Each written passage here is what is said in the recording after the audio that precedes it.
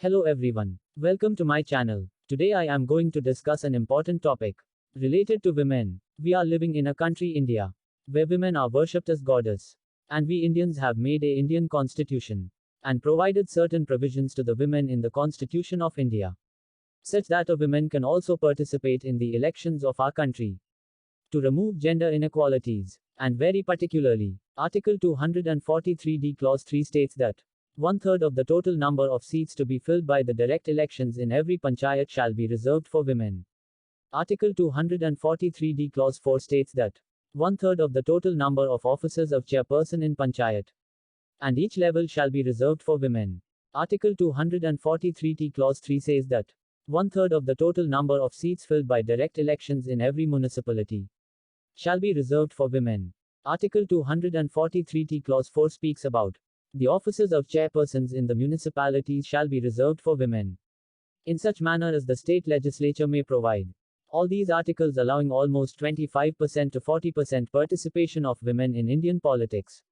As a result, we have witnessed a dynamic women Prime Minister, Mrs. Indira Gandhi during the period of 1966, a women President Mrs. Pratibha Patel in 2007, and 16 women Chief Ministers of different states since 1963.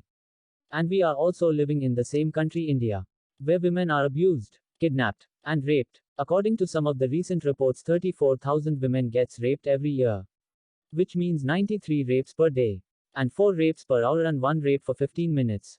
The report only states and mentions about just which are only reported. And I am leaving up to your imagination about the number of cases which are unidentified and unreported. And to stop all this, government should make a strict law to protect women keeping in view of the above mentioned violence on the women in the society. Unfortunately, many women does not know about their rights. So, it is the duty of the people like us to inform the people and to bring awareness among you with the help of social media.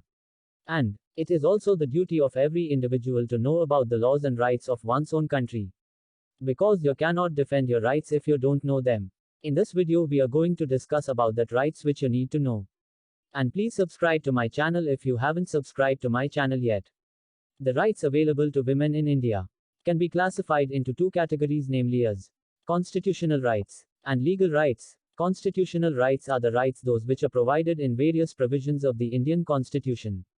And legal right are the rights are those which are provided in various laws, acts made by the Parliament and state legislature. Now, let's discuss about constitutional rights first.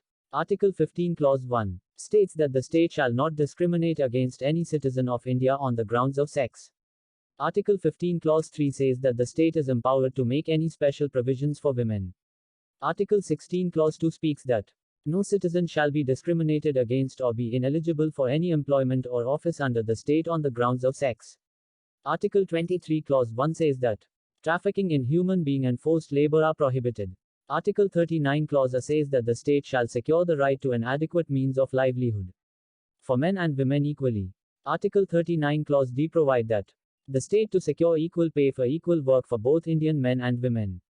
Article 39 Clause A says that the state is required to ensure the health and strength of women workers are not abused and that they are not forced by economic necessity. Article 42 says that the state shall make a provision for securing just and humane conditions of work and maternity relief. Article 51 Clause A says that it shall be the duty of every citizen of India to renounce practice derogatory to the dignity of women. These are the constitutional rights which are provided for the women. Let's get on the legal rights.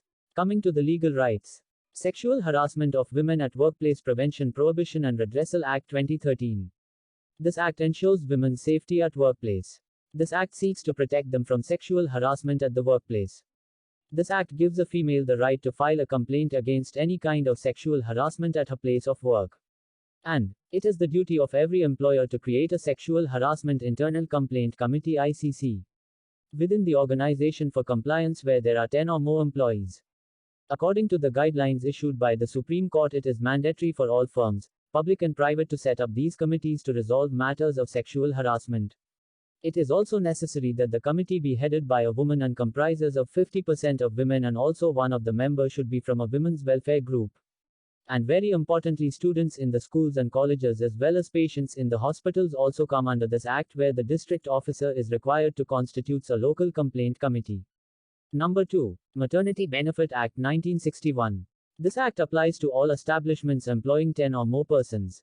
This act regulates the employment of women and maternity benefits mandated by law.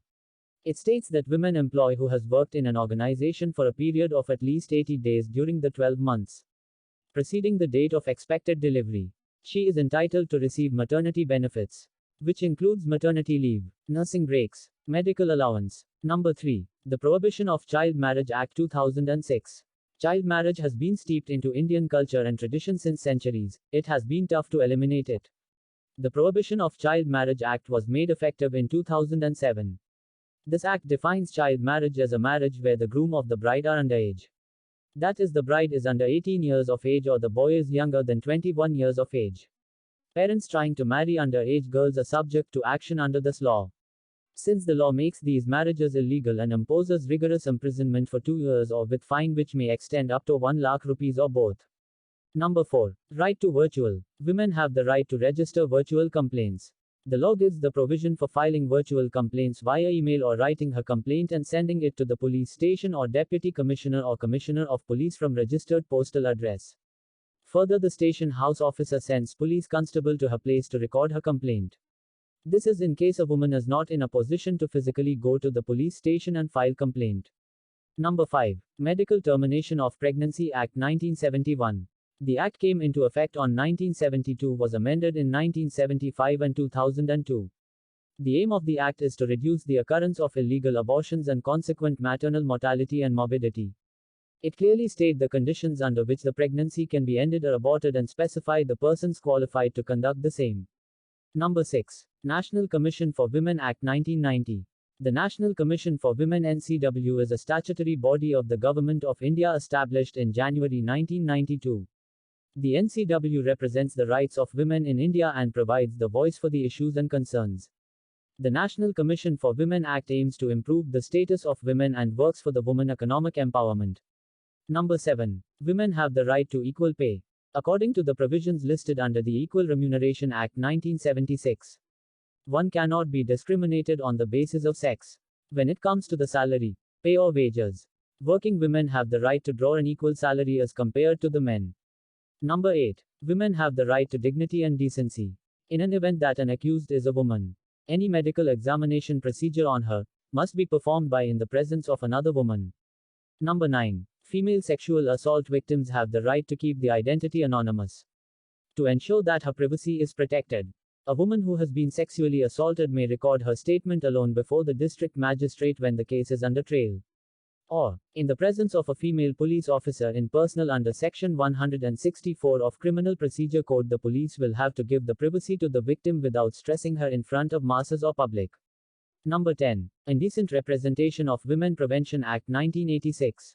This act prohibits indecent representation of women through advertisement or in publications, writings, paintings, figures, or in any other manner. Number 11. Women have a right to file a zero FIR. An FIR can be filed at any police station irrespective of the location where the incident occurred or a specific jurisdiction comes under the zero FIR. The zero FIR can later be moved to the police station in whose jurisdiction the case falls under. This ruling was passed by Supreme Court to save the victim's time and to prevent an offenders to escape. Number 12. Right to registration. There are many reasons as to why women would postpone going to police to lodge a complaint. She considers her reputation, dignity of family and threats from the culprit to take her life away.